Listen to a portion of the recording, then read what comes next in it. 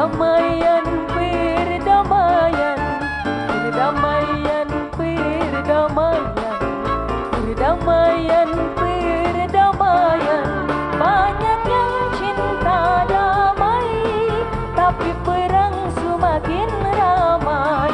Banyak yang cinta damai, tapi perang semakin ramai. Bingung, bingung ku memikirnya, bingung, bingung ku memikirnya. Perdamaian, perdamaian, perdamaian, perdamaian, perdamaian, perdamaian, perdamaian, perdamaian. Banyak yang cinta damai, tapi perang semakin ramai. Banyak yang cinta damai, tapi perang semakin ramai. Bingung, bingung ku memikirnya, bingung, bingung ku memikirnya. Tepuk tangan untuk Dila Erista. Terima kasih Kak Dila, silakan menuju tempat yang telah disediakan. Baiklah jamaah, auzubillahi minasyaitonirrajim. Bismillahirrahmanirrahim. Allahumma sholli ala Sayyidina Muhammad wa ala ali Sayyidina Muhammad. Assalamualaikum warahmatullahi wabarakatuh.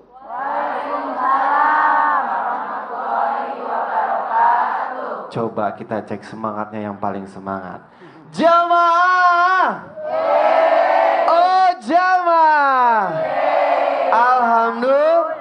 Alhamdulillah pagi hari ini kita masih diberikan kesempatan oleh Allah Subhanahu wa taala untuk bisa berkumpul bersama dan insya Allah akan mendengarkan tausiah-tausiah dari Ustadz Maulana, Ustadz Syam, Ustadz Riza Muhammad dan juga Ustadz Febri. Di mana lagi kalau bukan di Islam itu Indah. Boleh minta tepuk tangannya ibu-ibu? Ibu-ibu. Kurang semangat kayaknya nih ya. Ibu-ibu. Masya Allah, pengen nanya nih Kinos, ibu-ibu ada yang di sini suka matanya ngelirik kiri ngelirik kanan? Banyak lah kalau nggak ngelirik, masa ngeliritnya lurus terus bu? Iya, tapi gimana kalau Kinos nanya yang ngelirik kiri kanannya suami ibu? Langsung pada melotot ya, pasti nggak ada yang mau. Nah bapak-bapak di rumah gimana? Ada yang pernah ketahuan sama istrinya ngelirik kiri ngelirik kanan? Nah, pagi hari ini akan kita bahas secara detail ya.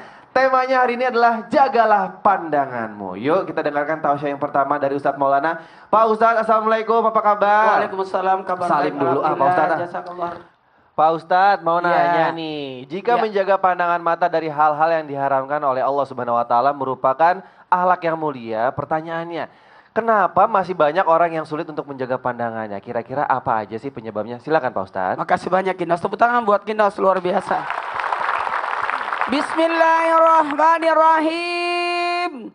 Assalamualaikum warahmatullahi wabarakatuh.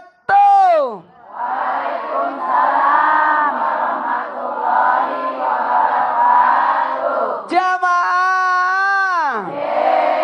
Oh jamaah. Alhamdulillah. Membicarakan tentang pandangan. Senantiasalah kita menjaga diri kita dari segala macam dosa. Makanya kita minta ampuni dosaku, tambahkan rezekiku, angkat derajatku. Karena dalam 3 hal ini kita memohon ampunan dosa itu sebelum melakukan. Kalau tobat setelah melakukan. Jadi bedanya tobat dengan ampuni dosaku. Kalau ampuni dosaku sebelum melakukannya supaya kita terhalang. Tambahkan rezekiku karena rezeki sudah ada. Tinggal minta ditambahkan.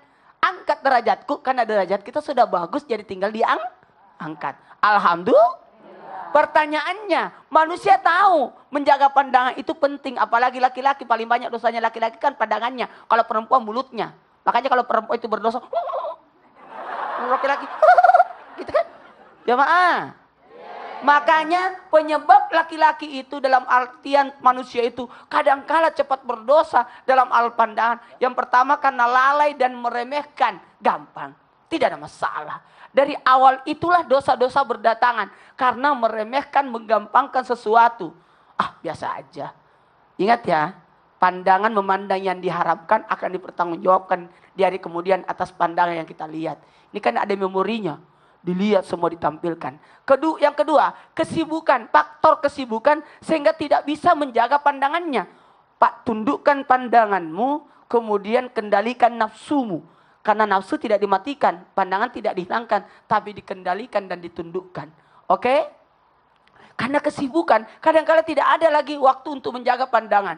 Padahal kita bisa mendapatkan pahala lewat pandangan. Melihat Al-Quran, melihat Ka'bah, melihat air Zam-Zam, melihat wajah orang tua, dan melihat wajah Ustadz. Makasih. Yang ketiga, tidak memiliki istiqomah. Istiqomah itu keteguhan hati. Karena derajat manusia dari muslim, mukmin, mutakin, muhlis, dan istiqomah yang paling tinggi. Ketika kita sudah mengaku orang beriman, masih bisa goyang.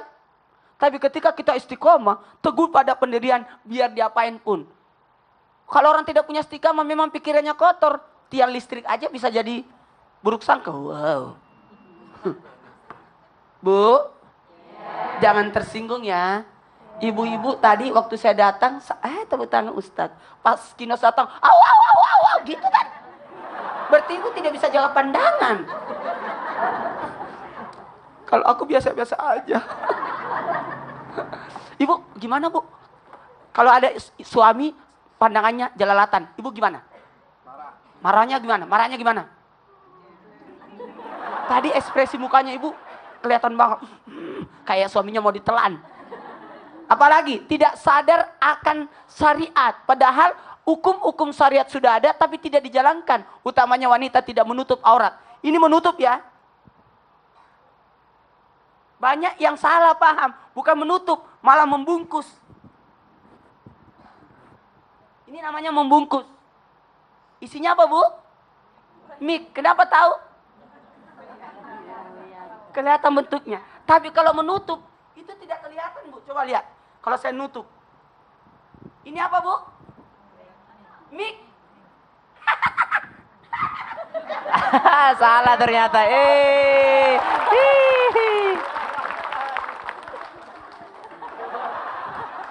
Kan tidak ketahuan. Coba syariat diaturkan. Salah yang pakai syariat menutup, membungkus, kan beda. Ikuti syariatnya, bukan mendirikan, bukan melakukan salat tapi mendirikan salat. Kalau cuma melakukan kayak olahraga, tapi mendirikan itu perlu dijaga. Kemudian tidak berpegang teguh akan akhlak mulia. Ingat ya, tutup, rendahkan, jangan pelotot. Itu kadang-kadang orang tersinggung kalau dipelototin, dilihat-lihat. Apa sih? Orang kalau jalan terus dilihat-lihat, nggak enak. Kalau sekalian mau lihat, foto dong. Atau rekam dong, supaya kita jalannya bagus. Mudah-mudahan kita bisa menjaga pandangan kita. Amin. Amin. Pak Karena Ustadz. awal dosa itu dari pandangan. Iya Kenapa? benar, dimulai dari mata. Dari mata. Itu turun ke belajar hati. gimana tadi Pak Ustadz? Apa tuh? Yang tadi, tutup. Oh, itu. Luar biasa. Gini Pak Ustadz, tapi pertanyaannya ya kan kita punya mata. Benar mata. Kalau nggak sengaja lihat yang cakep-cakep, emang itu dosa juga? Gini, kalau tidak sengaja, faktor ketidaksengajaan pandangan pertama itu tidak ada dosa. Enggak, karena hilap namanya. Tapi jangan satu kali, tapi lama. Oh, Nanggung maksudnya Pak Ustadz? nggak Nggak boleh ya, nggak boleh. Akan ditanya nanti. Oke. Dibuka nanti memorinya apa-apa saja yang pernah dilihat. Oke, tepuk tangan buat Ustadz Maulana. Terima kasih Pak Ustadz. Ternyata bisa sulap Pak Ustadz ya. Baiklah, Tausya berikutnya kita dengarkan dari Ustadz Syam nih. Ustadz Syam, Siap. yang masih single, masih bujangan, masih muda. Suka lirik-lirik kanan? Selalu. Loh, iyalah. Bener Bu, kalau mau nyebrang harus lirik kiri lirik kanan. Bahaya kalau nggak lirik kiri lirik kanan ya. Pak Ustadz, apa bahaya dan ancamannya jika kita tidak bisa menjaga pandangan kita ke dalam kehidupan dunia dan juga akhirat? Silakan Pak Bahayanya. Ustadz. Baik, terima kasih Kinos. Jamaah yang dimuliakan Allah Subhanahu wa taala, kalau sesuatu yang sudah diharamkan Allah, berarti kalau kita lakukan ada bahayanya ya Bu ya. Ada bahayanya tuh. Kalau Allah sudah mengharamkan sesuatu, berarti Allah tidak mengharamkan tok. Pasti ada akibatnya. Kenapa Allah haramkan? Karena pasti ada akibatnya. Akibat dan bahaya jikalau kita tidak bisa menjaga pandangan. Yang pertama tadi sudah dijelaskan oleh guru kita Ustadz Maulana bahwasanya awal mulanya dosa itu berasal dari pandangan. Dari pandangan turun ke hati. Kalau dalam sebuah syair Arab mengatakan bahwasanya nadhratun fabtisamatun gitu kan. Melihat kemudian tersenyum Fasalamun, lalu saling menyapa. Fakalamun, kemudian saling berbincang, chatting kalau sekarang. Tuh kan? Saling lihat foto awalnya, akhirnya nge-DM gitu kan, nge-DM minta pinnya, minta nomornya. Kalau sekarang chatting. Fakalamun, faliqaun, dan ujung-ujungnya akan ketemuan. Ujung-ujungnya akan ketemuan. Dan kalau kita udah nggak tahu lagi kalau ketemuan ini udah ngapain ini biasanya. Teman-teman yang ada di rumah, jamaah yang dimuliakan Allah Subhanahu wa taala, semuanya berasal daripada pandangan. Pokoknya dosa berasal daripada pandangan. Itu bahaya yang pertama. Bahaya yang kedua, kita sering dengar kisah yang sangat populer Imam Syafi'i. Imam Syafi'i ini pernah mengadu kepada gurunya kan? Imam Waqi kalau saya tidak salah Ustaz ya. Mengadu kepada gurunya akan buruknya hafalannya. Kan terkenal ini. Imam Syafi'i ini sangat terkenal hafalannya. Kalau dia menghafal sebelah kanan Bu, lembaran halaman sebelah kanan, dia harus tutup lembaran sebelah kiri. Kenapa? Kalau dia buka lembaran sebelah kiri bisa kacau. Kenapa? Langsung hafal dua-duanya. Langsung hafal dua-duanya, saking kuatnya hafalannya. Dan pada suatu hari beliau menghafal tidak mau masuk hafalannya. Kenapa susah? Ternyata dia mengadu kepada gurunya, wahai Syekh, saya mengadukan hafalanku yang buruk. Kata Syekhnya, engkau melakukan dosa. Ternyata waktu dia berjalan, dia sempat melihat seorang perempuan gitu ya. Baru satu kali melihat udah begitu luar biasa ini akibatnya nih. Kemudian bahaya yang ketiga adalah bisa menimbulkan bala. Bisa menimbulkan bala musibah. Dalam sebuah riwayat mengatakan bahwa ada seorang ulama bernama Amr bin Murrah. Amr bin Murrah ini pernah mengatakan, saya pernah memandang seorang wanita, saya pandang auratnya, kemudian suatu hari saya terkena buta, mata saya buta. Ketika saya buta, saya langsung mengingat wanita tersebut dan saya harap buta saya ini sebagai penebus dosa-dosaku karena sudah memandangnya. Bahaya banget ini. Baru dari pandangan dia bisa membuat dia buta. Kemudian apalagi bahayanya? Bahaya yang ditimbulkan adalah rusaknya hati kita. Kenapa bisa rusak? Karena tadi dari mata turun ke hati. Semuanya berasal daripada mata. Kemudian bahaya di akhirat. Ketika seseorang tidak mampu untuk menjaga pandangannya. Coba lihat Bu, Ghaddul Basar. Kalau bahasa Arabnya ini Ghaddul Basar. Syam ingin sedikit menjelaskan bahwasanya Ghaddul Basar ini lebih luas. Rasulullah itu pengajian sama ibu-ibu juga. Ya, berarti Rasulullah memandang juga. Ya kan? Pengajiannya sama ibu-ibu juga. Sahabat juga berinteraksi. Ghaddul Basar yang dimaksud yang berbahaya adalah, yang lebih berbahayanya lagi, ketika kita memandang lama, makanya kalau kita memandang lama ini yang dilarang. Kenapa? Ketika kita memandang lama, kita cari kekurangannya orang. Belum tentu Ghaddul Basar akan menimbulkan syahwat. Ghaddul Basar yang dilarang juga adalah ketika kita memandang, kita cari kekurangannya. Awalnya dibilang, ganteng banget dia. Lama dipandang, sepatunya KW gitu ya. Nah, lama dipandang-pandang, bajunya nggak bermerek gitu kan. Awalnya dia memuji, lama-lama dia cari kekurangan orang itu. Wah, cantik banget ya, Masya Allah. Lama-lama, kakinya hitam gitu ya. Nah, dicari kekurangannya. Ini yang membuat kita dilarang untuk Ghaddul Basar, untuk disuruh kita Ghaddul Basar, menundukkan pandangan. Kenapa? Semakin lama kita melihatnya, semakin kita cari kekurangannya. Semakin lama kita melihatnya, akan kita semakin buruk sangka terhadapnya. Makanya ketika kita melihat disuruh tundukkan. Ketika engkau sudah memujinya, maka simpanlah pujianmu itu untuk orang tersebut. Karena sangat berbahaya. Semua pandangan kita akan dimintai pertanggungjawaban. Masya Allah, ini susah banget ini buat teman-teman anak muda yang ada di rumah. Syam tahu rasanya, bagaimana rasanya menjaga pandangan. Shadaqallahul-adzim. Nah, Pak Ustadz, masih muda. Banyak wanita-wanita cantik di luar sana. Gimana caranya untuk menjaga pandangan? Menjaga yang real deh, gimana caranya? Kalau Syam sendiri ya, Syam sendiri sih ya dengan cara tidak berlarut gitu. Kan kita nggak bisa hindari juga nih sekarang nih. Kita di dalam kamar aja udah ada aurat. Kita kan lihat handphone ada aurat gitu. Walaupun kita nggak cari gitu kan. Iya benar. Di TV ada gitu kan. Kalau dulu kan kita cukup di dalam rumah udah bisa dibilang menjaga pandangan karena dalam rumah nggak ada aurat orang lain, ada ibu kita, ada saudara kita. Tapi sekarang kan semua masuk dalam rumah nih. Ustaz Syam bisa tuh ngelakuin itu? Kan kalau fansnya di Instagram cewek semua Ustaz Syam. Ditahan. Makanya tadi dibahas tentang akibatnya gitu kan, supaya kita nginget akibatnya. Masya Allah. Mudah-mudahan sih. Tepuk tangan buat Ustaz Syam. Terima kasih Ustaz Syam. Nah, tadi di awal acara kita sudah dihibur dengan suara merdu dari bintang tamu kita. Ada Dila Erista. Boleh tepuk tangan sekali lagi ibu-ibu. Selamat pagi, Assalamualaikum. Dila Irista, apa kabar? Waalaikumsalam warahmatullahi wabarakatuh. Alhamdulillah kak baik. Alhamdulillah baik. Lagi sibuk apa aja Dila? Lagi sibuk oper aja. Kenceng banget Kenceng, kayaknya opernya. alhamdulillah. Alhamdulillah. Dila, Iya, kalau iya. ngomongin menjaga pandangan sendiri, Dila kan belum berkeluarga ya? Belum. Belum berkeluarga. Sekarang berarti masih single. Masih single. Menjaga pandangan itu berat atau enggak buat Dila sendiri? Berat sebenarnya ya. Karena benar yang dikatakan Pak Ustadz, karena berawal dari pandangan terus turun ke hati. Nah, jadi kepo kan kita. Betul. Apa ya gitu apa kan. yang kurang, Apa apalagi yang kurangnya kelebihannya. gitu. Apa kelebihannya. Nah, kayak Oke, gitu. kok masih single tapi? Iya. Belum nemu yang pas kali ya. Belum. Iya Pak Ustadz. Anak sehat. Alhamdulillah sehat Pak Ustadz. Dila, Iya. coba kalau menjaga pandangan itu bukan cuma ngelirik lawan jenis aja. Iya. Pernah nggak gara-gara pandangan Dila mungkin yang judes, jutek, Iya, ada iya. orang yang tersinggung? Iya, kadang seperti itu. Padahal kita cuman mengagumi, ya Allah cantik banget sih. Tapi mungkin yang kita pandang itu merasa Keberatan. apaan sih gitu Apa kan sih ini orang, lihat-lihat gitu lihat-lihat, kan. kayak gitu. Pernah ya? Pernah ada. Dila sendiri pernah nggak kecewa atau tersinggung gara-gara diliatin gitu? Ada ya? pernah kayak gitu juga. Apaan sih ini cowok lihat-lihatnya sampai kayak gitu Oh, kan. biasa kalau penyanyi Iya. ya. Banyak. Tapi gimana? Responnya gimana? Biasa Ya aja. biasa aja sih. Banyak istighfar aja Iya. kali ya. Baiklah, selamat datang di Islam itu Indah. Iya, Dila, terima nanti kita kasih, ngobrol Kak. lagi ya. Iya siap. Yuk, berikutnya kita dengarkan tausiah masih berhubungan dengan tema kita menjaga pandangan ya. Kita akan berikan kepada Ustadz Febri Sugianto. Pak Ustadz, Assalamualaikum. Waalaikumsalam. Apa kabar? Alhamdulillah Ini kinos baik. perdana nih ketemu sama Iya, Pak Ustadz nih. iya. Nih, kalau menjaga pandangan, mungkin ibu-ibu di sini udah tahu makanannya apa Bu biar matanya sehat? Wortel, betul sekali.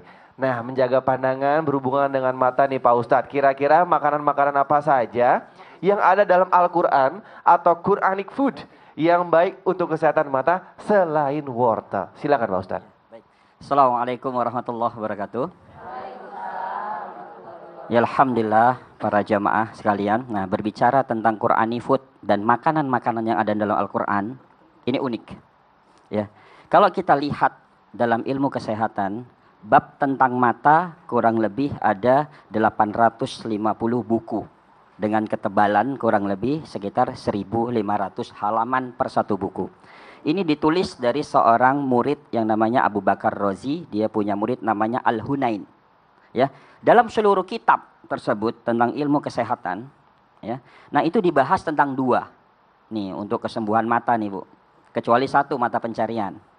Ya, kalau ini tetap dibebaskan. Tapi kalau melirik, hati-hati. Ya, orang marah biasa hanya dibilang mata kau langsung marah. Tapi kalau hidungmu tidak pernah marah. Ya, jadi harus hati-hati dengan mata. Nah, di dalam kitab itu hanya membahas tentang bab namanya kurma dan madu. Ya, jadi dari kitab Al-Hunain itu sekian banyak kitab itu hanya membahas tentang kurma dan madu. Nah, selama ini ibu-ibu pernah tahu nggak bahwa madu ini bisa menajamkan penglihatan mata? Nah, madu untuk menajamkan mata, Rasulullah SAW pernah mengajarkan kepada kita. Yang pertama, nih terutama bagi ibu-ibu nih yang sudah mulai rabun, ya sudah mulai minus atau plus. Nah, bagaimana caranya? Nah, oleskan madu di tangan, ya, pejamkan mata, nah oleskan pelan-pelan di mata, lalu kedip-kedip, kedip-kedip, ya dikedipkan, ya dikedipkan pelan-pelan sampai madu itu masuk perlahan-lahan di dalam mata, keluar air mata, lalu diusap. Ya, itu dilakukannya kapan? Pagi dan petang. Ya, pagi dan petang, pagi dan petang, pagi dan petang, karena terkait dengan dalil doa pagi dan petang. Ya, Ibu pernah baca enggak doa pagi dan petang? Nah, yang diajarkan Nabi salah satunya untuk menjaga pandangan juga, terhindar dari penyakit ain. Ya, jadi salah satunya adalah muawijatain, salasa, al-ikhlas, al-falak, an-nas. Nah, itu untuk melindungi kita dari pandangan jahat. Ya, dan banyak lagi yang lainnya. Nah, yang berikutnya apa lagi? Kurma. Ya, nabis, kurma rendaman yang dibuat oleh wanita dari Habasyah, ya, yang direndam di malam hari lalu diminum di pagi hari, dan dibuat di pagi hari diminum di malam hari, ternyata tidak hanya untuk menjadikan stamina yang baik, ya, tidak hanya untuk wanita hamil supaya kalsium bayinya baik dan ibunya juga tidak rontok giginya. Nah, ternyata nabis itu juga sebagai pengganti obat tetes mata, ya, jadi kurma direndam di malam hari, dibagi dua, Bu. Sebagian diminum, sebagian buat tetes mata. Ya, nah maka dalam ilmu kesehatan dikatakan Ketika kita bermasalah dengan mata, maka organ yang bekerja adalah lambung. Nih Bu, saya pernah meneliti tentang kucing Persia, ya, yang pignos, yang hidungnya pesek. Jadi pignos, permasalahan pada kucing Persia itu selalu mengeluarkan air mata. Ya, mungkin karena dia minder ngelihat hidungnya pesek Ustaz, dibandingkan dengan British yang Inggris yang hidungnya mancung. Tapi orang pesek itu panjang umurnya. Iya. Karena irit napasnya. Ya. Nah, akhirnya kucing ini saya teliti. Di rumah saya ada 37 ekor kucing sebagai peneliti ya. Nah, akhirnya apa? Kucing ini saya akupuntur lambungnya. Ya, karena titik awal dari mata adalah lambung. Ya, jadi di bawah mata kita ini menguasai organ lambung. Ya, jadi ditusuk, dipanasin lambungnya, ternyata setelah 1 bulan dia sudah tidak minder lagi. Jadi sudah tidak keluar air mata lagi. Nah, ini menandakan bahwa semua permasalahan mata itu kaitannya dengan lambung kita. Nah, maka nih ibu-ibu nih, para jamaah sekalian, disitulah hikmah ketika Al-Quran mengangkat kepada kita membaca Al-Quran itu sebelah kanan, tidak dari sebelah kiri. Ya, orang yang sering membaca dari sebelah kiri pasti matanya cepat rabun. Nah, maka Al-Quran diciptakan kita baca dari sebelah kanan, jadi titik fokusnya lebih maksimal. Ya, jadi mulai dari sekarang, kalau kita mau terhindar dari rabun, baca Al-Quran. Ya, masih rabun juga, baca lagi Al-Quran, banyak lagi. Ya, kalau sekarang kita makan sama baca Al-Quran lebih banyak makannya ya Bu ya. Pasti sehari 3 kali baca Al-Quran kalau ingat, atau malam Jumat saja. Ya, biasa masyarakat kita hanya malam Jumat saja, dan taunya Al-Quran itu hanya 1, Yasin. Ya, jadi udah ngaji, udah apa? Yasin. Jadi sayang surat-surat yang lain. Ya, jadi dari sekarang coba kita mulai membaca Al-Quran untuk menjaga ketajaman mata kita insya Allah. Terima kasih Ustaz Febri. Ya, sama-sama. Cuman kurma sama madu. madu luar biasa. Madu ditetesin ke mata nggak apa-apa? Diolesin, tidak ditetesin langsung. Jadi perlahan-lahan. Oh, perlahan-lahan, nggak berbahaya ya? Tidak berbahaya. Baik. Tapi Baiklah. ini ada pertanyaan dari jamaah nih. Gimana? Gimana? Rendaman kurma itu sebenarnya apalagi takarannya gimana? Ya, jadi 7 butir kurma. 7 butir kurma dengan 1 gelas air. Ya. Gelas air. Ya, gelas 350 mili. Oh, Berarti gitu. ukuran cangkir ya, Ustaz. Nah, buat para pemirsa yang masih penasaran, kira-kira apa saja keutamaan dan manfaat kalau bisa menjaga pandangan mata kita, nanti akan dijelaskan oleh Ustadz Riza ya. Nah, sekarang kita dengarkan dulu sebuah hadis yang akan dilantunkan oleh teman-teman Nas. Seperti apa bunyinya? Yuk teman-teman Nas, silakan.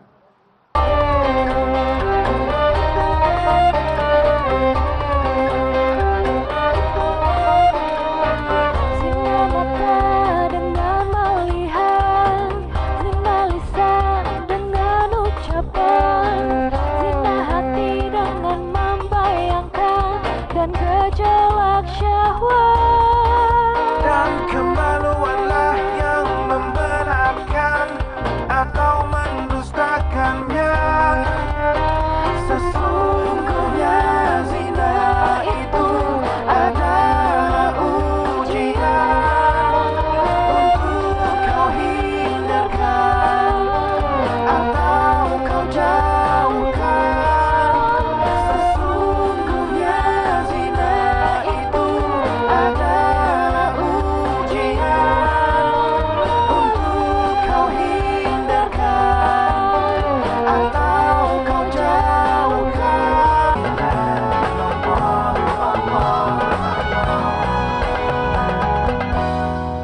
Alhamdulillah kembali lagi di Islam itu indah. Coba kita tes lagi semangatnya. Jamaah. Oh jamaah. Alhamdulillah. Bagi jamaah yang baru bergabung pagi hari ini kita membahas jagalah pandanganmu. Yuk kita dengarkan tausiah berikutnya akan disampaikan oleh Ustadz Riza. Pak Ustadz apa kabar? Assalamualaikum. Alhamdulillah, waalaikumsalam. Alhamdulillah sehat ya Pak Ustadz ya. Pak Ustadz Ya. langsung aja nih. Apa saja sih keutamaan dan manfaat kalau bisa menjaga pandangan mata kita? Baik. Silakan Pak Ustadz. Syukran. Assalamualaikum warahmatullahi wabarakatuh.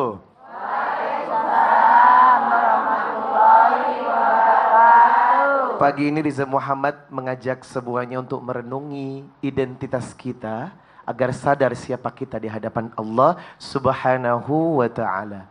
Surat Al-Mulk ayat 1 dan 2. A'udzu billahi minasy syaithanir rajim.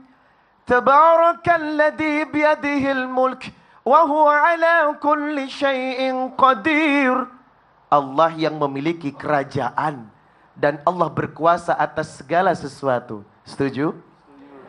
Alladzi, sesungguhnya seseorang senantiasa diuji. Alladzi khalaqal mauta wal hayata liyabluwakum ayyukum ahsanu amala wa huwal azizul ghafur. Kehidupan dan kematian adalah ujian untuk melihat siapa amalnya yang paling baik di hadapan Allah. Mudah-mudahan kita selalu membawa amal yang terbaik dalam hidup ini. Jamaah. Oi jamaah. Alhamdulillah. Sudah sepakat Allah yang punya kerajaan, Allah yang membuat, berarti Allah yang berhak mengatur kita, betul? Siapa lu? Sok ngatur hidup. Kan Allah yang punya kehidupan, ya Bu ya. Nah, salah satu aturan yang Allah berikan kepada kita adalah menjaga pandangan. Setuju? Pandangan matamu awal kita bertemu. Ini malah petaka. Malah petaka. Kenapa? Kalau tidak hati-hati melihat seseorang dan memandang seseorang, maka bisa celaka. Nah, hari ini kita akan mengetahui fadilah atau keutamaan dari menjaga pandangan. Apa sih keuntungannya? Yang pertama, orang yang selalu menjaga pandangannya dengan baik, maka hatinya akan selalu bersih. Hatinya selalu suci. Surat An-Nur, surat 24 ayat 30. Kullil mu'minina yaguddu min absarihim wa yahfadu furujahum dzalika azka lahum. Katakan kepada laki-laki mukmin untuk menjaga pandangannya, memelihara kemaluannya, tujuannya dzalika azka lahum, agar mereka lebih suci di hadapan Allah. Innallaha khabirum bima yasnaun, dan Allah mengetahui apa-apa yang kita kerjakan. Oleh karenanya kalau hati ingin suci, otomatis jaga pandangan. Begitu juga dengan perempuan, wa kullil mu'minati yaghdudna min absarihim wa yahfadna furujahum. Katakan juga kepada perempuan-perempuan agar bisa menjaga pandangannya dan memelihara kemaluannya. Karena wanita pula kalau ada cowok ganteng biasanya wow. Ya. Jangankan ibu-ibu, ingat Zulaikha, istri dari Perdana Mesir Butivar, punya anak angkat yang bernama Yusuf. Ketika dewasa, wow gantengnya Yusuf. Sampai saking hasratnya, memotong buah tanpa terasa, memotong jarinya. Ini karena dari membaranya pandangan yang turun kepada syahwat. Yang kedua, seseorang yang senantiasa menjaga pandangan akan terhindar dari perbuatan mendekati zina. Ibu-ibu, surat Al-Isra ayat 32. Wala taqrabuz zina innahu kana fahisyatan wa sa'a sabila. Wala taqrabuz zina, jangan mendekati zina, sebab itu adalah perbuatan yang buruk dan jalan yang sangat jelek. Oleh karenanya disebutkan di surat An-Nur ayat 30 tadi, yang pertama dijaga adalah pandangan ya. Kullil mu'minina yaguddu min absarihim, pandangan dulu. Yang kedua adalah kemaluan. Wa yahfadu furujahum. Apa hubungan antara pandangan dan kemaluan? Jawabannya tadi di surat Al-Isra 32. Wala taqrabuz zina innahu kana fahisyatan wa sa'a sabila. Kemudian yang ketiga, yang senantiasa menjadi acuan kita, sebuah hadis riwayat seseorang yang sangat kita kenal, yang menjadi pelajaran untuk kita semuanya, adalah hadis riwayat Hakim. Rasulullah bersabda, pandangan mata adalah panah beracun di antara panah-panah yang dimiliki oleh iblis. Oleh karenanya, ketika seseorang takut kepadaku dengan menjaga pandangannya, maka aku akan mengganjar imannya untuk merasakan manisnya iman dalam hatinya. Ini merupakan fadilah keutamaan orang-orang yang sanggup menjaga pandangannya dengan baik. Mudah-mudahan kita selalu memiliki pandangan yang bagus. Kalau tidak mampu memandang yang baik, lebih baik menundukkan atau memandang pas ketika apa yang dibutuhkan. Insya Allah, Pak Ustadz, jadi yang Ya. menjaga pandangan bukan cuma laki-laki aja. Semua ayat surat An-Nur 30 dan 31 itu menyintir atau menyentil semuanya, laki-laki dan perempuan. Masya Karena Allah. secara fitrah, Uh-uh. menurut hadis Muslim, Mm-mm. kutiba ala bani Adam nasibuhu zina. Artinya apa? Minaz zina. Jadi kutiba ala ibni Adam, setiap anak Adam ini nasibuhu minaz zina. Tubuhnya memiliki zina. Salah satunya fala'anaini zinahuman nadharu. Pandangan mata zinahnya dengan melihat sesuatu yang diharamkan. Zina mata juga ada ya Pak Ustadz ya. Iya. Boleh tepuk tangan sekali lagi buat Ustadz Riza. Terima kasih Pak Ustadz. Oke ya. Bu, jadi kalau ada istilah kalau laki-laki itu mata ke tuh, bukan Kinos yang bilang ya. Kalau perempuan mata dua, matanya dua, bukan Kinos yang bilang ya. Baiklah, yuk berikutnya kita akan mendengarkan murotal nih yang akan disampaikan atau dibacakan oleh Ustadz siapa Ustadz? Siap. Hari ini surah apa nih yang akan dibacakan yang berhubungan dengan tema kita? Insya Allah ada surah An-Nur ayat 30. Silakan Pak Baik. Ustadz. أعوذ بالله من الشيطان الرجيم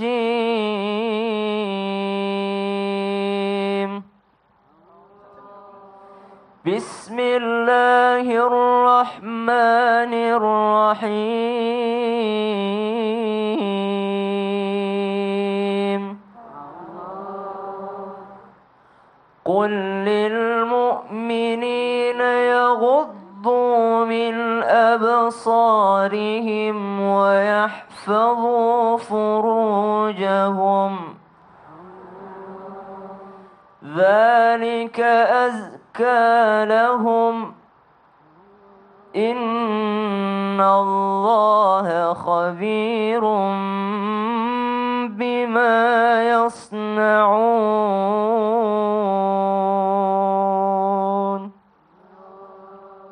Al-Quran surah An-Nur ayat 30. Qul lil mu'minina yaghuddu min absarihim. Kalau ada ayat yang diawali dengan kul, itu berarti perintah Allah kepada Nabi Muhammad. Artinya apa? Kenapa Allah enggak langsung aja, hai hambaku, gitu kan? Tapi Allah bilang, hai Muhammad, sampaikan kepada hambaku. Gitu. Maksudnya apa? Supaya kita ketika berdakwah, kita dekati orang, kita rangkul orang, kita dekati, kita sampaikan dengan lemah lembut. Tidak langsung kita menjudge orang, engkau auratmu, kau pamer-pamer, kau bikin laki-laki masuk neraka gara-gara auratmu. Enggak begitu. Tapi kul, ada katakanlah hai Muhammad, katakan dengan halus, rangkul saudaramu, lalu kau katakan dengan baik, hai sahabatku, saya belikan kau jilbab, besok kau pakai ya. Nah, artinya begitu, ketika berdakwah tidak bisa langsung. Seandainya kita disuruh untuk menjudge orang, Allah cuma langsung hai orang beriman, tutuplah auratmu, atau hai laki-laki, jagalah pandanganmu, tidak. Tapi Rasulullah disuruh untuk mendekati orang-orang supaya dikatakan dengan lemah lembut. Kenapa? Karena menjaga pandangan ini memang susah. Menjaga pandangan ini memang susah. Fitrahnya manusia, zuyyina linnasi hubbus syahawati minan nisa. Memang fitrahnya kita untuk menyukai perempuan, menyukai untuk melihat perhiasan, suka melihat mobil mewah, suka melihat rumah mewah, suka melihat tanah yang luas, suka melihat perhiasan, suka melihat wanita, wanita suka melihat laki-laki. Itulah fitrahnya manusia. Kullil mu'minin. Kemudian turunlah perintah ini, kullil mu'minina yaghuddu min absarihim. Katakanlah kepada orang-orang beriman untuk menjaga pandangannya. Artinya apa? Menjaga pandangan termasuk bagian daripada iman. Orang yang benar-benar beriman akan selalu menjaga pandangannya. Wa yahfadhu furujahum, dan menjaga kemaluannya. Dzalika azka lahum. Tidak ada orang yang suci, Bu. Cari dimanapun ibu cari, mau kiai, mau preman, tidak ada orang yang suci. Di dunia ini tidak ada satupun orang yang suci. Makanya yang hebat adalah yang berusaha mensucikan dirinya. Qad aflaha man tazakka, qad aflaha man zakkaha. Cuman Rasulullah yang suci. Yang lain tidak ada. Tidak ada orang yang suci. Makanya disebutkan dzalika azka lahum. Ini akan membuatmu berusaha mensucikan dirimu. Membuatmu akan berusaha mensucikan dirimu. Coba lihat, kalau kita tidak menjaga pandangan akan meruntuhkan pahala puasa. Akan meruntuhkan pahala puasa. Puasanya tetap sah, tapi amal pahalanya habis karena runtuh. Makanya buat perempuan-perempuan, karena laki-laki cuma 2 perintahnya di sini di ayat 30. Menjaga pandangan, menjaga kemaluan, cuma 2. Tapi di ayat 31 untuk perempuan itu 9 baris perintahnya, lebih banyak. Kalau laki-laki cuma 2, tapi perempuan banyak banget. Kenapa? Karena perempuanlah yang mendukung, saling mendukung. Perempuan menutup aurat, kita laki-laki menjaga pandangan. Kenapa? Kalau bulan puasa perempuan keluar dengan mengumbar aurat, kasihan pahala kita, kasihan pahala puasa kita. Kalau kita melihatnya, maka pahala kita akan runtuh. Maka kita kerjasama supaya kita sama-sama menjaga puasa kita tetap diterima Allah Subhanahu wa taala. Shadaqallahul azim. Amin. Terima kasih buat teman-teman buat Ustaz Syan. Terima kasih Ustaz Syan buat murotalnya. Baiklah ya, berikutnya Pak Ustadz kita akan mendengarkan ada yang mau cerita nih, minta solusi sama kita. Seperti apa bunyinya, ada kemungkinan juga keluar dari tema tapi nggak masalah ya. Kita akan berusaha untuk memberikan solusi semaksimal mungkin. Halo, Assalamualaikum. Waalaikumsalam warahmatullahi wabarakatuh. Iya, silakan nih, saya sedang bersama narasumber Islam itu Indah, silakan masalahnya boleh diceritakan. Assalamualaikum Ustaz. Waalaikumsalam warahmatullahi wabarakatuh. Ini saya kan ada sedikit masalah dalam. Jadi setahun kemarin tempat kerja saya itu tutup. Dan setelah itu saya menganggur agak lama. Terus saya bikin warung kecil-kecilan di depan rumah orang tua saya kan. Soalnya saya dan istri belum punya rumah. Jadi saya putuskanlah daripada uang pesangonnya habis, mendingan saya puterin di warung. Dan itu juga udah musyawarah sama istri.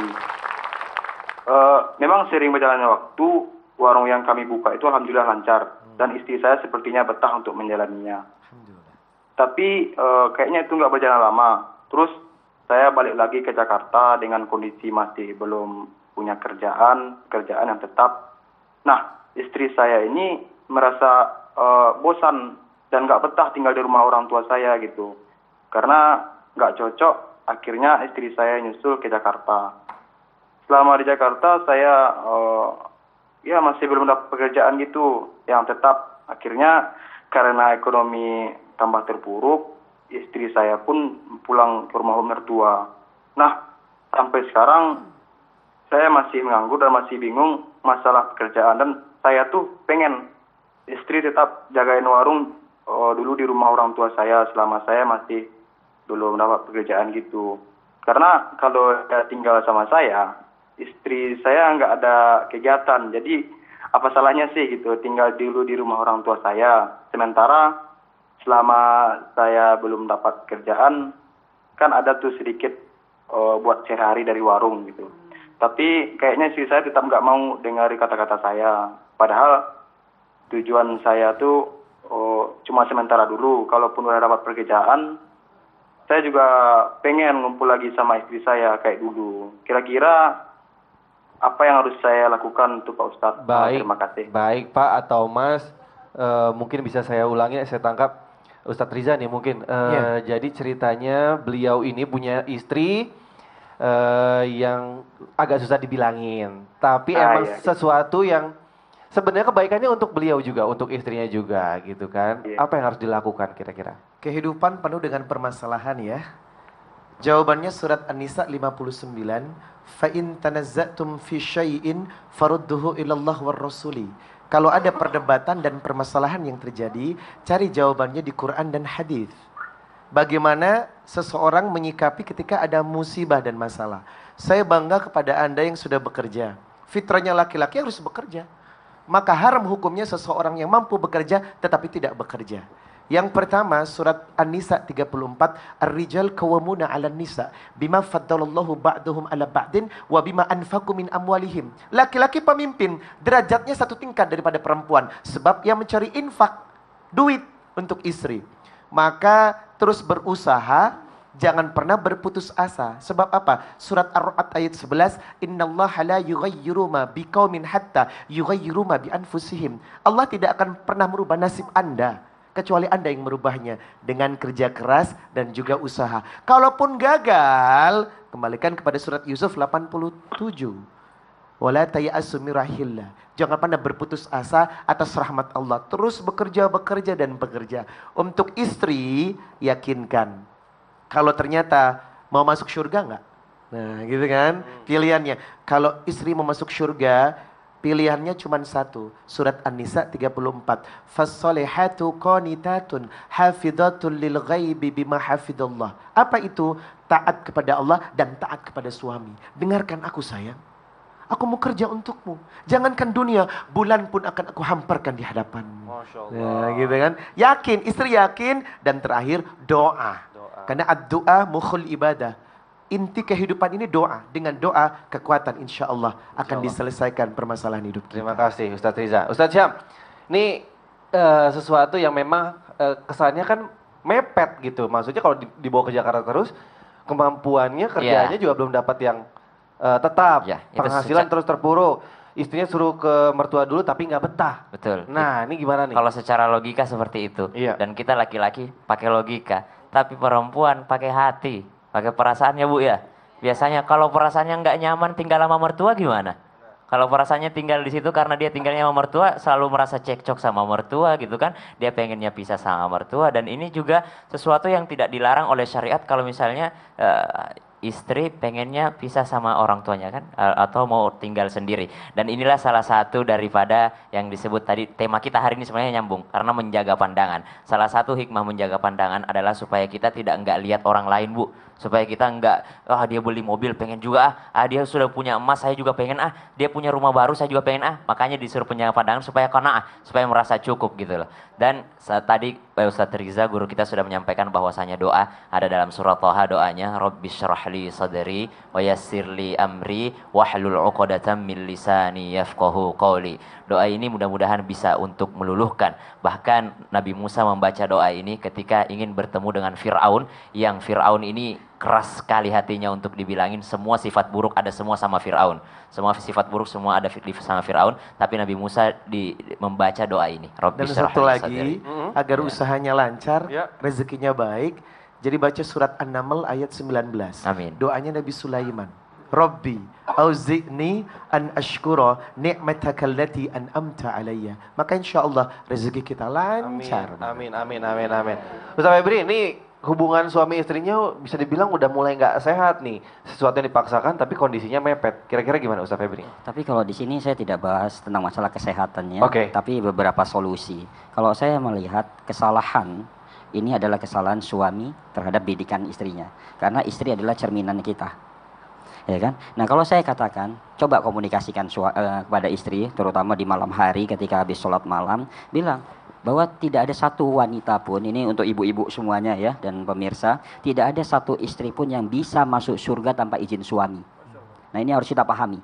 Ya, Nah, kalau dengar Nabi tuh, Bu, mengatakan, dengar. jadi tidak Dia ada bisa masuk satu surga. pun ya wanita atau ibu ya atau istri bisa masuk surga tanpa izin suami. Makanya bagaimanapun suami tetap harus dihargai.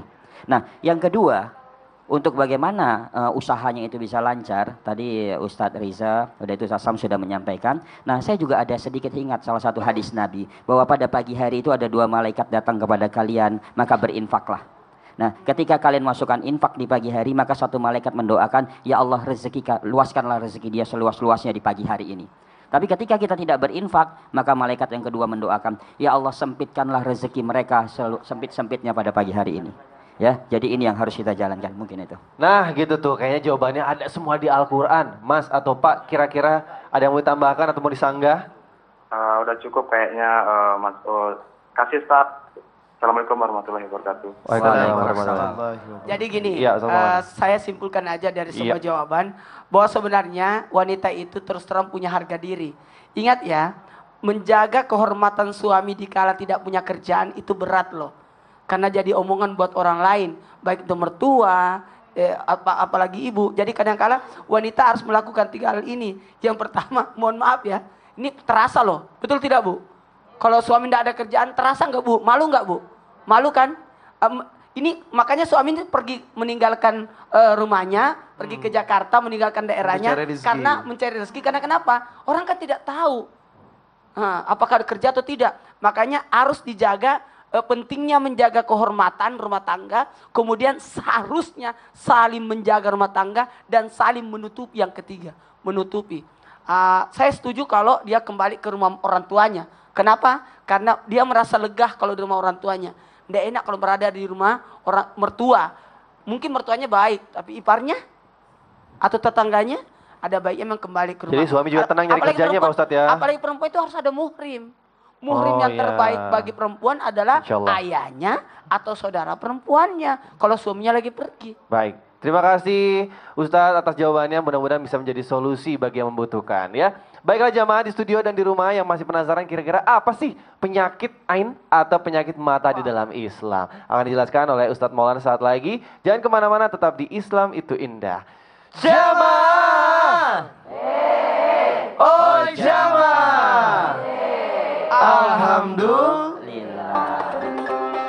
Sesungguhnya zina itu ada ujian untuk kau hindarkan atau kau jauhkan.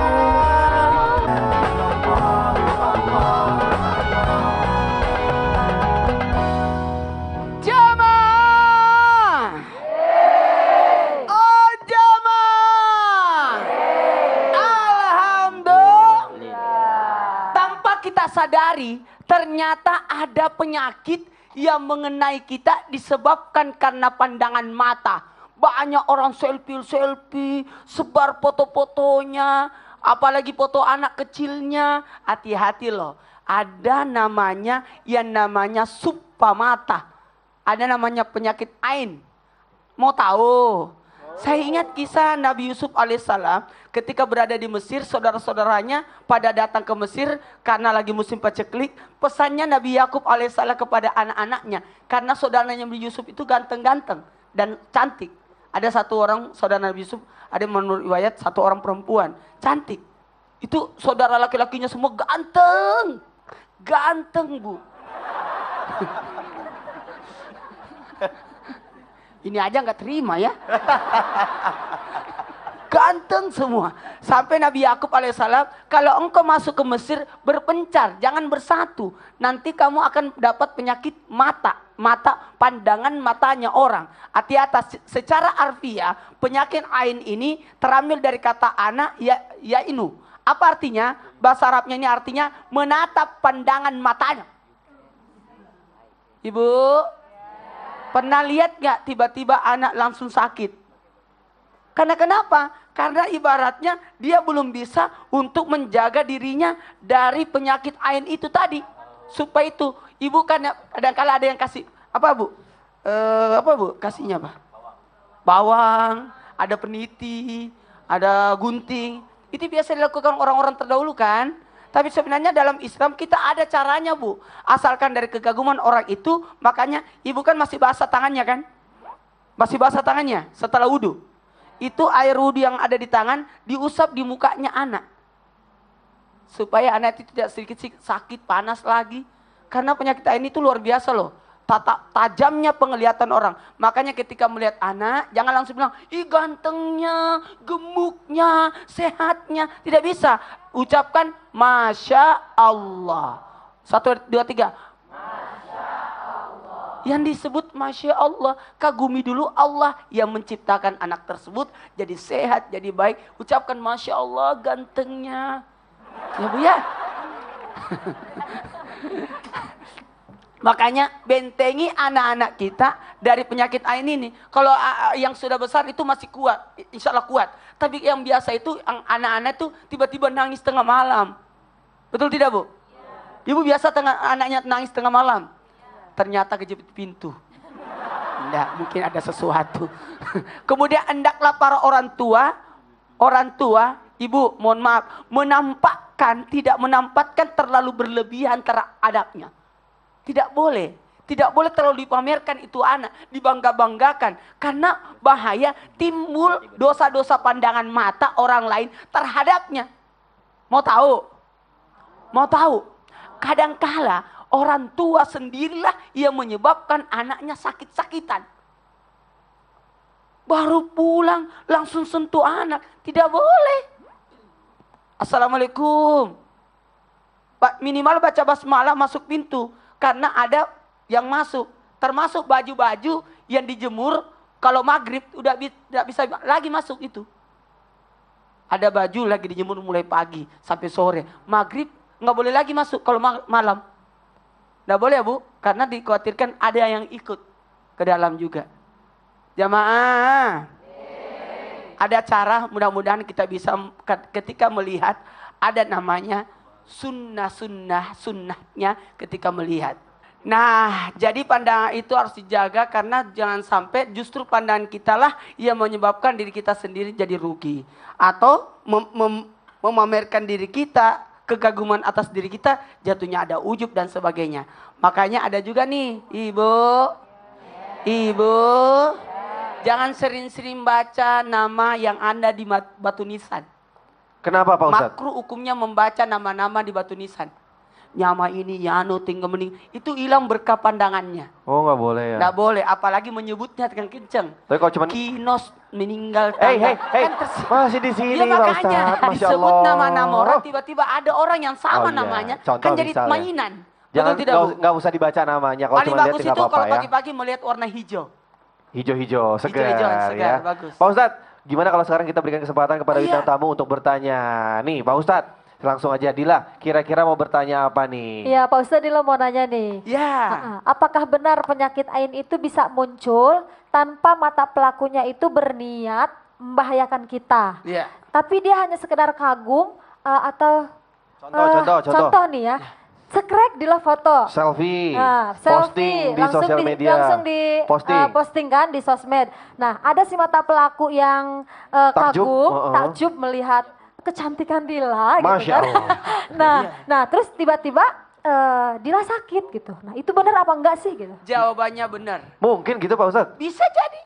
Karena yang namanya dosa itu kan, maaf, dosa itu apa yang kita lakukan dosa-dosa itu bisa berakibat pada fisik kita.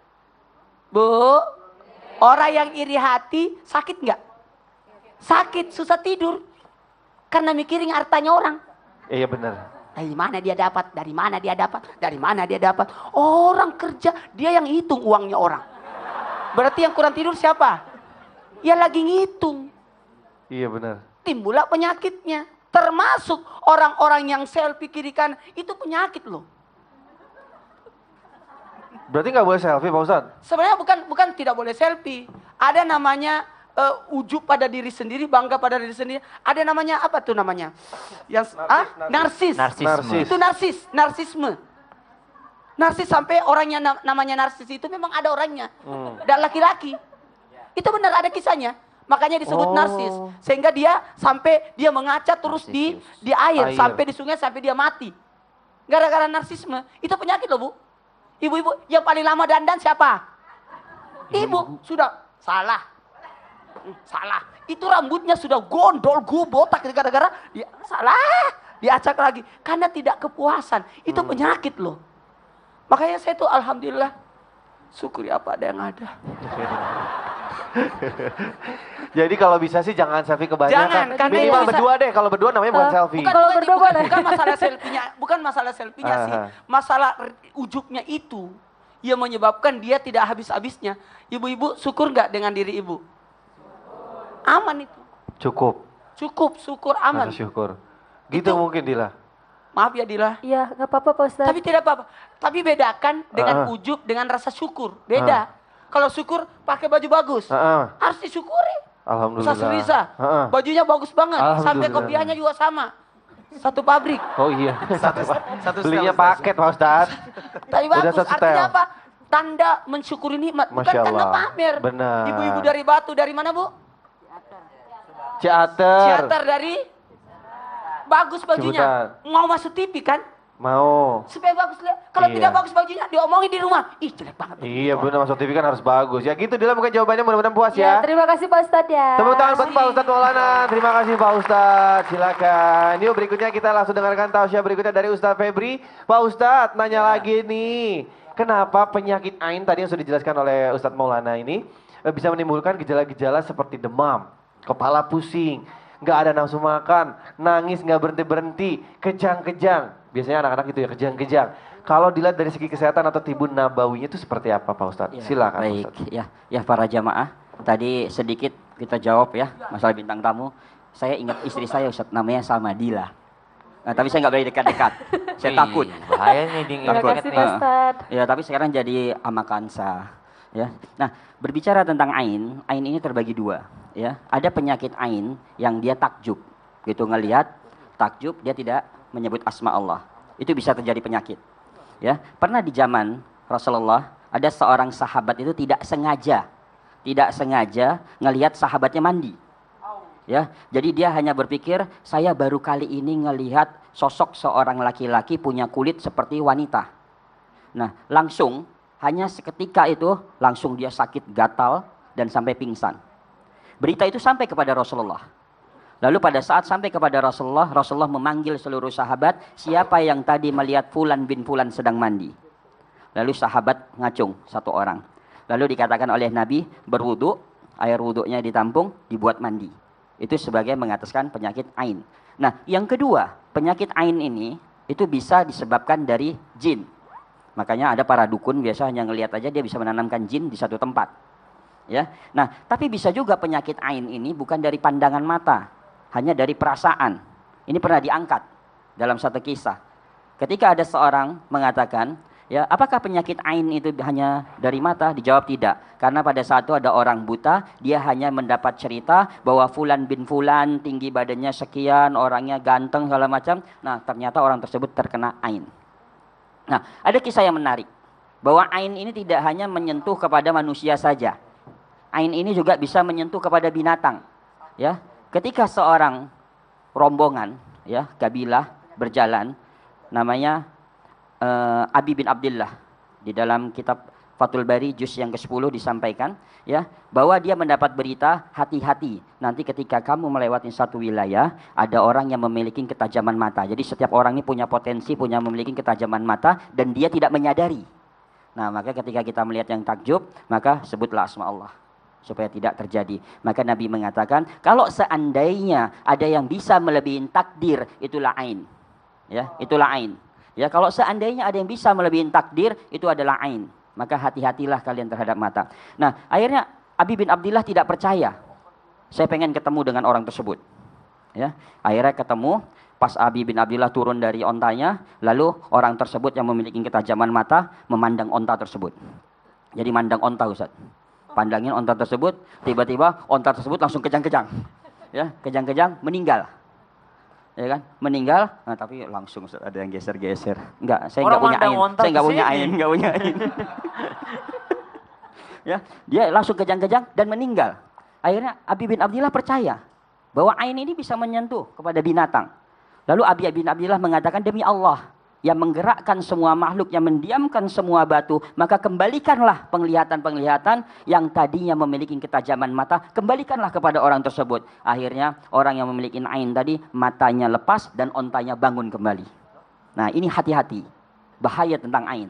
Nah, lalu Islam mengajarkan kepada kita beberapa doa. Maka tadi Ustadz Maulana telah menyampaikan, ada bayi tidak mau nyusu atau teriak-teriak di malam hari, itu bisa jadi terkena ain. Ya. Nah, lalu diajarkan oleh Nabi bagaimana ketika Hasan dan Husain sedang tidur, dibacakan Muawwidzatain salasa, Al-Ikhlas, Al-Falaq, An-Nas, ditiupkan, diusapkan ke seluruh tubuhnya. Ya, jadi ini ibu hati-hati nih. Kalau ada anak-anak seperti itu, bisa diusapkan. Nah, lalu terjadi ijtihad para ulama. Apa ijtihad para ulama? Karena tadi dikatakan dimandikan. Nah, kalau sekarang kita sulit. Siapa nih yang matanya tadi melihat anak saya sehingga anak saya tidak mau makan, anak saya kurus, tidak mau nyusu segala macam, sulit karena terlalu banyak orang. Ya, maka ambillah air. Ya, ambillah air lalu bacakanlah doa-doa yang maksur. Apa itu doa-doa yang maksur? Ya, salah satunya ya suratul Fatihah. Ya, yang kedua adalah 10 ayat dari suratul Baqarah dan ditutup dengan Muawwidzatain salasa dan itu dimandikan. Ya, mungkin itu insya Allah dan mudah-mudahan bermanfaat. Matanya lepas, beneran lepas, Pak Ustaz? Iya, Iya. riwayatnya lepas. Iya, makanya kadangkala anak itu langsung dideketin, dibacain. Oke, didoain ya. Didoain selalu. Baiklah jamaah di studio dan di rumah yang masih penasaran kira-kira gimana cara mengobati atau mencegah penyakit ain dari segi kesehatan atau tibun nabawinya, dan gimana cara agar kita bisa selalu menjaga pandangan mata kita, nanti akan dijelaskan oleh Ustaz Febri dan juga Ustaz Riza, insyaallah ya. Jangan kemana-mana, hanya di Islam itu Indah. Jamaah, oh jamaah, alhamdulillah. Sesungguhnya zina itu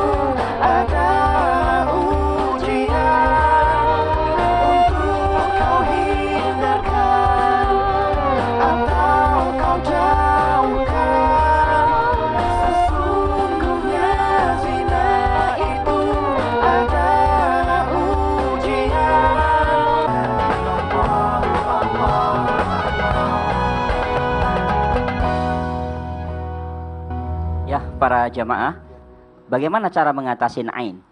Ya, bagaimana cara mengatasi ain? Ya, kalau lihat dari beberapa riwayat, ini banyak sekali tentang penyakit ain. Bahkan ketika Rasulullah juga sakit, Rasulullah pernah membacakan lalu mengusapkan ke seluruh tubuhnya dan belum sembuh. Akhirnya apa? Aisyah yang disuruh membacakan tapi tetap menggunakan tangan Nabi.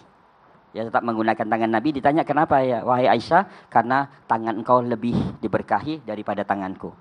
Ya, nah maka untuk anak-anak, penyakit ain ini banyak menginfeksi kepada anak-anak. Ya, jadi anak-anak sering sekali terkena ain, jadi badannya kurus, kering. Ya, kalau di Padang ini ada satu daerah ya, penyakit palasik namanya. Palasik pernah dengar? Ya, palasik itu hanya sekedar ngelihat langsung dia itu katanya hokinya diambil. Nah, padanya itu dari ain. Ya, dari ain. Ya, jadi bagaimana cara menjaganya? Yang pertama tadi tundukkan pandangan. Tadi Ustadz Sam sudah menyampaikan, Ustadz Riza sudah menyampaikan ya, tundukkan pandangan. Jaga wudhu. Ya, menjaga wudhu. Nah, menjaga wudhu ini bisa menghindari dari ain. Ya. Nah, udah gitu mandi sepertiga malam. Ya, mandi sepertiga malam. Jadi kalau kita mau terhindar dari ain, nah bacakan di ember kita, Bu. Bawa air keluar, ya jangan baca di kamar mandi, bawa air di luar. Ini ijtihad para ulama. Syekh Utsaimin membolehkan dalam kitab Majmu' Fatawanya, baca. Yang baca sebaiknya adalah orangnya langsung. Kita. Ya, kalau ibu misalnya punya anak, ibunya yang baca. Karena anak belum bisa baca. Nah, apa yang dibaca? Ya, pokoknya seluruh ayat-ayat Al-Qur'an itu bisa menjadi kesembuhan bagi kita. Ya, ibu hafalnya cuma surat Al-Fatihah, baca berulang-ulang. Ya, tidak perlu berapa kali Ustadz, tidak perlu. Misalnya 7 kali, 40 kali, 100 kali, tidak perlu. Baca berulang-ulang. Ya, karena dalam kitab Atibun Nabawi di bab yang pertama Ibnu Qayyim mengatakan ketika ada seorang sahabat, ya, seorang murid itu sakit menggigil, panas sekali. Ya, lalu apa kata Ibnu Qayyim? Ambilkan air. Lalu dibacakan surat Al-Fatihah berulang-ulang kali. Ya, bacakan berulang-ulang kali dan diminumkan. Allah berikan kesembuhan. Lalu ditanya, "Ya Syekh, berapa kali Anda membacanya?" "Aku tidak pernah menghitung jumlah bacaanku, ya. Karena apa?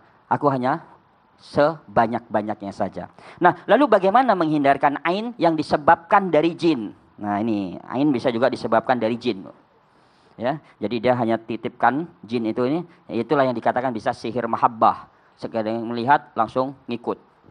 Ya, maka di dalam Al-Qur'an surat Al-Baqarah dikatakan ya bahwa tujuan dari setan itu atau bangsa jin itu adalah memisahkan suami istri. Makanya harus menjaga pandangan. Ya, nanti misalnya suaminya ngelirik kanan kiri, nah ternyata masuk tuh jin itu dari mata. Ya, maka bagaimana mengatasinya? Jagalah wudhu dan memasukkan air ke hidung. Nah, setan masuk tadi Ustadz Maulana katakan ketika maghrib. Ya, sesungguhnya setan itu masuk ke dalam rumah-rumah kalian ketika malam telah tiba. Maka masukkanlah anak-anak kalian ke dalam rumah. Tutuplah tempat-tempat minum kalian, bejana-bejana tempat minum kalian. Ya, jadi kalau ibu mau ambil air minum di dalam kamar, usahakan dalam keadaan tertutup. Kalau tidak ada, apa kata Nabi? Letakkan satu batang lidi di atasnya. Bahwa sesungguhnya setan tidak akan bisa menembus di mana benda yang ditutup dan dibuka dengan baca basmalah. Ya, ini bisa menghilangkan sihir. Ibu bisa coba, para jamaah di rumah bisa silakan. Kalau di rumah itu ada gangguan jin, jangan khawatir. Tutup pintu rumah semua dengan baca basmalah dan buka dengan baca basmalah. Dan bacakanlah surat Al-Baqarah dari awal sampai akhir di dalam rumah tersebut. Maka rumah yang dibacakan surat Al-Baqarah dari awal sampai akhir, setan tidak akan bisa masuk ke dalam rumah tersebut. Itu insya Allah. Terima kasih Ustaz Fabri. Ya, sama-sama Ustaz. Alhamdulillahirrabbilalamin. Jamaah Islam itu indah yang insya Allah calon penghuni syurganya Allah. Rasulullah sallallahu alaihi wasallam bersabda, "Taraktu fikum amraini lan tadillu ma tamassaktum bihima, kitaballahi wa sunnatur rasuli." Dua hal yang aku tinggalkan kepada umatku selama dia berpegang teguh kepadanya tidak akan pernah sesat, yakni Quran dan hadis Rasulullah sallallahu alaihi wasallam. Lalu bagaimana caranya agar senantiasa menjaga pandangan sesuai dengan perspektif Quran dan hadis? Maka yang pertama, awali segala aktivitas kita dengan doa. Surat Al-Ghafir ayat 60, wa qala rabbukum ud'uni astajib lakum innal ladzina yastakbiruna an ibadati sayadkhuluna jahannama dakhirin. Berdoalah kepada Allah, dalam setiap langkah aktivitasmu, dengan doa, insya Allah langkah kita selalu dalam perlindungan Allah. Minimal surat An-Naml ayat 30, surat 27 ayat 30. Innahu min Sulaiman wa innahu bismillahirrahmanirrahim. Minimal dengan mengucapkan kalimat bismillahirrahman. Yang kedua, salat adalah terapi agar kita bisa menjaga pandangan mata dengan baik. Surat Al-Ankabut ayat 45, wa aqimis salata lidulukis wa aqimis salata inna salata tanha anil fasya'i wal munkar waladzikrullahi akbar. Tegakkan salat. Orang yang rajin salat, maka salatnya bisa mencegah dari perbuatan keji dan mungkar. Dengan salat bisa mendidik seseorang untuk bisa membedakan antara yang hak dan yang batil. Kemudian yang ketiga, biasakan diri untuk senantiasa berpuasa. Pemirsa, tazkiyatun nafs, pencuci jiwa, selain dengan sholat adalah rajin-rajin berpuasa. Dengan puasa manusia punya kontrol terhadap nafsu. Karena tubuh kita punya nafsu. Ketika nafsu dikendalikan dengan puasa, maka insya Allah hidup kita akan bahagia dunia akhirat. Yang keempat, surat Al-Isra 79. Wa minal laili fatahajjat bihi nafilatan lak asa ayyab'atsaka rabbuka maqaman mahmuda. Sebuah amalan yang membuat kita lebih bersemangat dalam meraih ibadah adalah biasakan qiyamul lail ya Bu. Salat malam, salat tahajud. Sebab apa? Afdhalus salati ba'dal maktubati qiyamul lail. Salat yang wajib setelah 5 waktu adalah tahajud. Siapa yang rajin tahajud, besok paginya Allah letakkan ia di maqamah mahmuda, derajat yang paling indah, sehingga ia memiliki furqan. Apa itu? Pembeda, untuk membedakan ini baik dan itu buruk. Maka yang mesti dilakukan berikutnya adalah hindari nonton televisi yang gambarnya membuka aurat. Ada seorang pakai baju panjang, tapi ternyata setelah lewat, hello, pandangannya tidak baik kan. Na'udzubillahi min dzalik, tsumma na'udzubillah. Dan penutup yang mesti kita lakukan adalah senantiasa menjaga amanat mata, ya. Sebab ketika pandangan berkhianat, maka Allah pun akan jauh dari kita. Maka mudah-mudahan jaga pandangan ini membuat kita menjadi makhluk yang mulia, hidup kita bahagia, dan insya Allah akhir husnul khatimah, menjadi manusia penghuni syurga. Amin ya robbal. Tepuk tangan buat Ustaz Riza. Terima kasih Ustaz Riza. Terima kasih Ustaz Maulana, Ustaz Febri dan juga Ustaz Syam atas tausiah-tausiahnya pada pagi hari ini. Mudah-mudahan menjadi pembekalan untuk kita semua dan juga pembelajaran yang bermanfaat. Amin. Amin ya robbal alamin. Ya, terima kasih juga buat bintang tamu kita Dila. Terima kasih udah datang ke Islam Ya, Itu Indah. sama-sama, Sukses Kak. terus Amin. karirnya. Salam untuk keluarga ya. Ya. Terima kasih buat jamaah yang ada di studio. Boleh tepuk tangan hari ini pagi hari, semangatnya luar biasa. Terima kasih buat teman-teman, terima kasih juga buat jamaah yang di rumah. Mohon maaf kalau kita ada salah-salah kata atau perbuatan ya. Oh ya, informasi yang penting juga buat jamaah di rumah yang punya grup qasidahan yang ingin tampil di Islam Itu Indah, silakan daftar grupnya maksimal 12 orang. Kemudian kirimkan videonya ke email kami yaitu di islamituindah@transtv.co.id. Baiklah, kita ketemu lagi besok ya di Islam Itu Indah. Akhir kata saya Rizky Kinos pamit undur diri. Assalamualaikum warahmatullahi wabarakatuh.